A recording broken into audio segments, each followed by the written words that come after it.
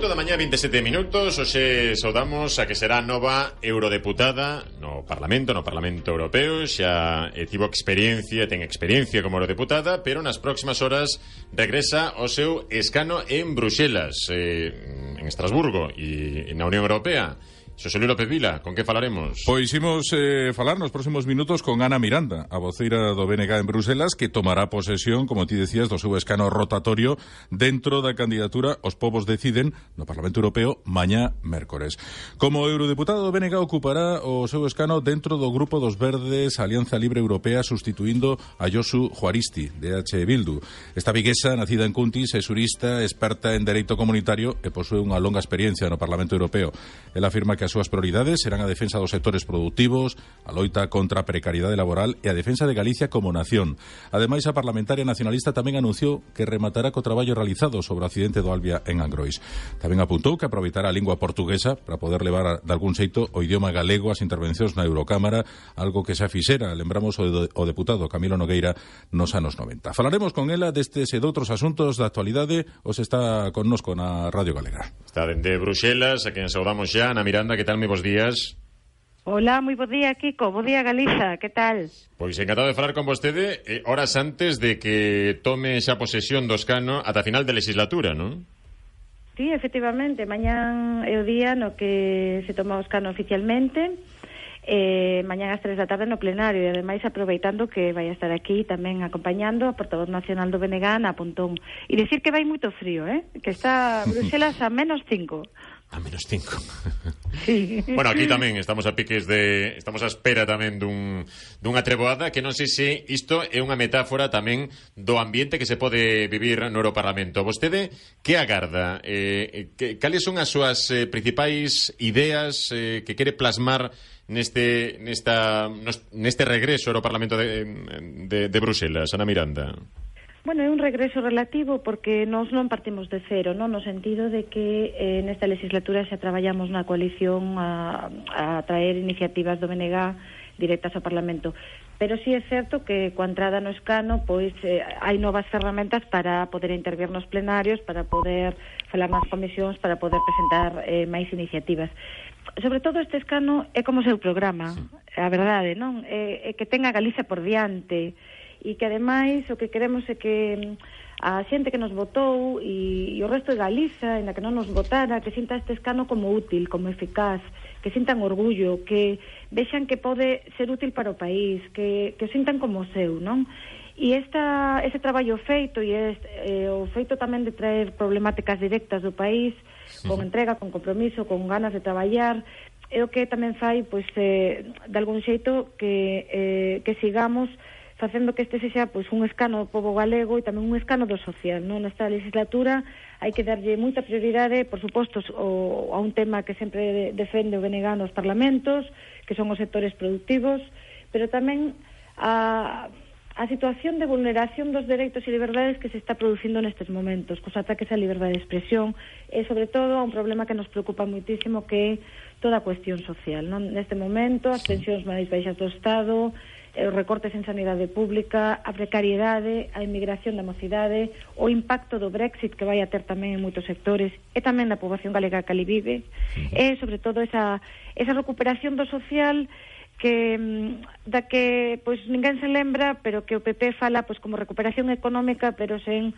ter en conta nunca a recuperación do social, e polo tanto esas son as prioridades. Temas concretos moitísimo, sí. Podería citalos agora. E vostede, Ana Miranda, tivo un papel moi activo na defensa dos afectados, das vítimas de Angrois. Dixo nas últimas horas que hai probas concluintes para abrir expediente a España por este sinistro. Cal é a principal proba? Bueno, a verdade é que esa proba vai desvelarse na reunión que manteremos Ana Pontón e eu na Comisión Europea este xoves día 1 de marzo, unha reunión con todos os máximos responsables de seguridade ferroviaria e que vai en relación coa avaliación de riscos, non? Hai, como ben saben, o BNG e as víctimas presentamos un recurso, xa hai tempo, e a propia Axencia Ferroviaria Europea presentou un informe que nos daba razón dicindo que a investigación foi mal feita. Pero que non só a investigación, sino que hai un grave problema na avaliación de riscos tanto da liña como do propio tren. E este xoves, precisamente, despois de presentar o BNG unha denuncia no mes de setembro por procedimento de infracción contra o Estado español por incumplir esa normativa comunitaria, pois este xoves temos esa reunión para aportar máis información.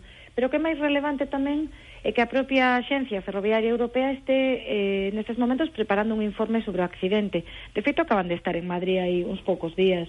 E, polo tanto, nós o que nos comprometimos coas víctimas é chegar até o final. Este é un tema cal é ese final? Chegar até o final, cal sería a principal meta? A principal meta é que non volte a producirse un accidente destas características nin en Galiza, nin no Estado, nin en Europa.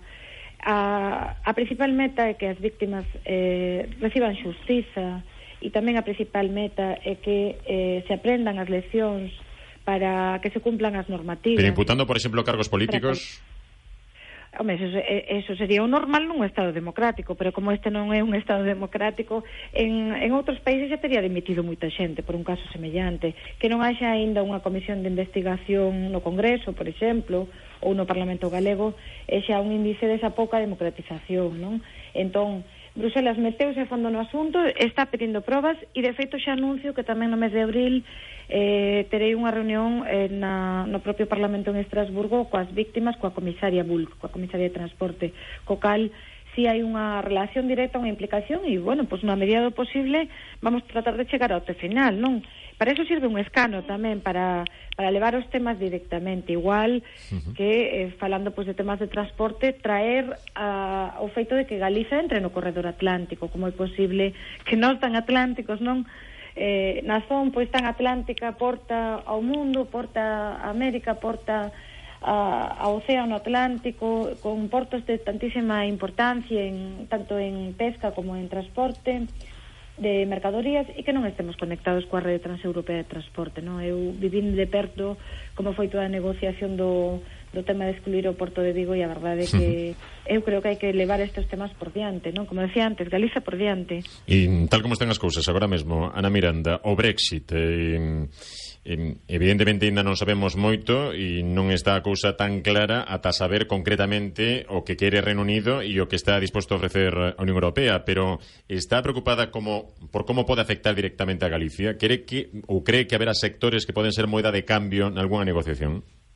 Sí, efectivamente, o Brexit, aparte de que non está rematadas as negociacións e de que hai pois un impasse no que serían os orzamentos, que ademais poden ter un impacto nos fondos europeos no noso país, pois hai varios sectores nos que pode ter moito impacto. Un deles é o sector pesqueiro. De feito, aquí no Parlamento Europeo hai ano e medio xa, pois anunciamos que a Comisión debería de meterse a fondo no impacto que vai a ter na pesca galega. E cando digo pesca, digo todo o derivado da pesca, a comercialización de produtos tamén, por suposto. Entón, eso non está aínda avaliado suficientemente pola Comisión. E logo hai un tema que nos preocupa moitísimo, que é o impacto na libre circulación de persoas. Temos moitísimas mozas e mozos galegos, moitos profesionais que emigraron ao Reino Unido e que non saben cual vai a ser a súa situación, nin laboral, nin tampouco a nivel de dereitos de saúde. E con eles e con elas, pois vamos ter agora en maio unha reunión en Londres, precisamente, para ver os impactos do Brexit tamén na libre circulación, e que un escano, pois deste tipo, un escano galego, sirva tamén para falarlle aos mozos e as mozas da emigración, que son pois consecuencia das políticas tamén da Troika, e que son consecuencia do problema demográfico que está sufrindo o noso país. E dende logo pedirlle a Comisión, agora xa con escano, e ademais tamén anunciar que imos estar na Comisión de Pesca, pedirlle a Comisión que faga unha avaliación, igual que levamos, que non sei se lembra que aquí trouxemos unha rede para defender o tema do xeito, e esa rede tamén ten que servir para en determinado momento traer o tema do Brexit. Falamos con Ana Miranda, que vai recuperar ese escano de eurodeputada nas próximas horas, mañá mesmo.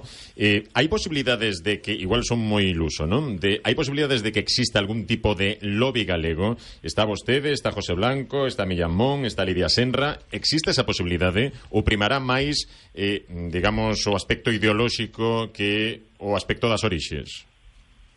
Bueno, vamos a ver, nos no Bloque nunca nos opoñemos a ter a man tendida a todo o mundo. De feito, dixémolo na campaña das europeas, a portavoz repetiu nunha campaña das galegas, a man tendida sempre a todo o mundo polo interés galego, sobre todo para defender os temas do país, non?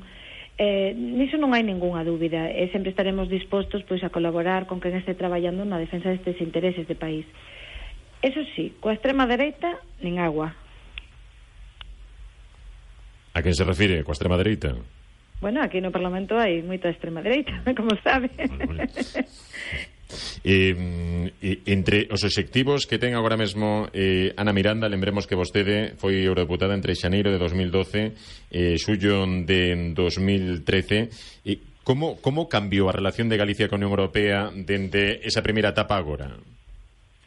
Bueno, a relación cambiou moito porque a situación tanto de desgoberno actual de Galicia en moitas temáticas, e sobre todo a situación social, a precarización do traballo, a baixa calidade do traballo, a fuga de talento que vivimos coa emigración, pero sobre todo políticas moi regresivas no social. Por lo tanto, tamén a relación coa Unión Europea está moi carente de pontes, non? Vemos pois un tema moi concreto como é o saneamento das rías, no que o Bloque pois pelexou moito en Europa e no que mesmo pois conseguimos que viñera unha delegación de europarlamentarios 7 anos despois, mellor dito, son 7 anos xa despois daquel informe, despois daquela visita, e que non este aínda o saneamento das rías feito, non? Que depende moito dos orzamentos do Estado, pero tamén depende tamén da interlocución que se teña con Bruselas, e eu creo que aquí falta moita interlocución do goberno, non?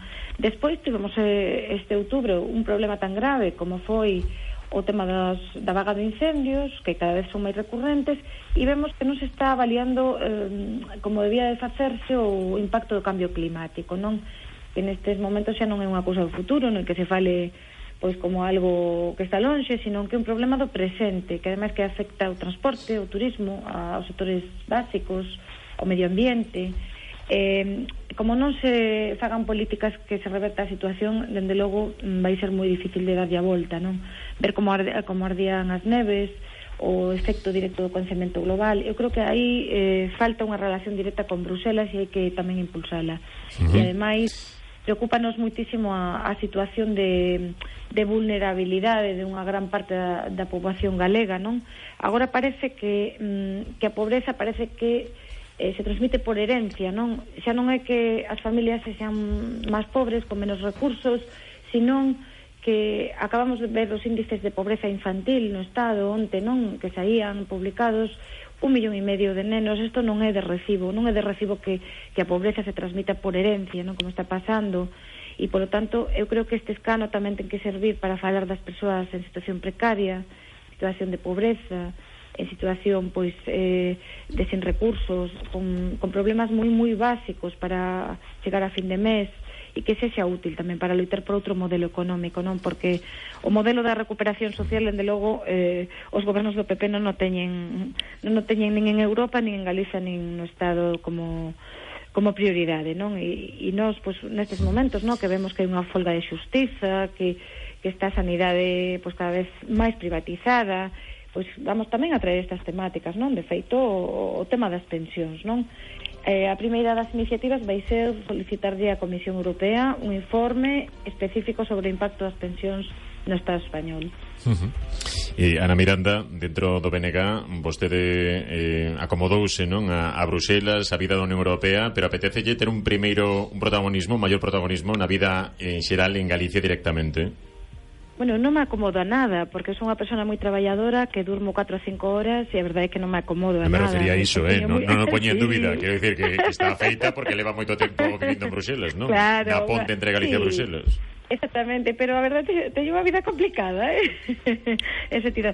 Bueno, teño unha vida presente en Galicia dende Europa, non? No feito de percorrer todas as comarcas, devo o meu país, cunha entrega total de traballo, e ese é o meu lugar, non? Creo que é o lugar máis axeitado e ademais traballando por todas as vilas, por todas as comarcas e por todas as problemáticas, pero sobre todo polas persoas galegas. O que decía ao principio, ter un papel directo e que sintan orgullo deste escano con independencia de que nos votaran, ¿no? E sobre todo as persoas nacionalistas que votaron este escano, que sintan tamén ese orgullo de decir aí está o noso lugar, estamos defendendo as problemáticas para todos e para todas, non? Xa non digo só dos sectores productivos ou de defender a Galiza como unha nación directamente con voz en Europa, sino a situación do social e tamén a liberdade de expresión que está en xogo nestes momentos, que estamos vendo como continúa pues, toda a problemática do Pazo de Meirás, como se están incautando libros, prohibindo obras de arte, controlando tweets, vulnerando liberdades dun estado policial. E creo que eso tamén hai que falar, non? Hai que falar de todas as problemáticas. Por lo menos eu síntome moi presente no país e este é o meu lugar e dende logo mentras o BNG queira, pois aquí estarei. Ana Miranda, nova eurodeputada no Parlamento Europeo. Grazas por atendernos, seguiremos falando. Moi bons días. Un placer, moitísimas grazas a vos. Un saúdo.